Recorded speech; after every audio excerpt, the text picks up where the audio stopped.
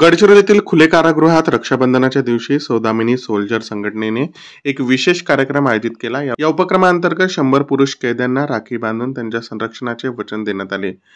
खुल्या कारागृहात या प्रकारचा कार्यक्रम स्थापन झाल्यापासून नियमितपणे साजरा केला जातो आहे।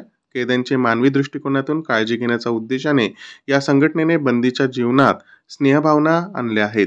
काही कैदी खून तर काही चोरीच्या गुन्ह्यात शिक्षा भोगत आहे। घरापासून व समाजापासून तुटलेल्या या कैद्यांना राखी बांधून बहिणीचा स्नेह अनुभवता आला। कार्यक्रमाच्या वेळी मिठाईचे वाटपही करण्यात आले। या अभिनव उपक्रमाचे अध्यक्षस्थानी खुले कारागृहाचे अधीक्षक सोनावणे होते, तर प्रमुख अतिथी म्हणून सौदामिनी सोल्जर संघटनेच्या ॲडव्होकेट कविता मोहरकर, माधुरी मडावी, उपायुक्त मनपा अमरावती आणि इतर पदाधिकारी उपस्थित होते।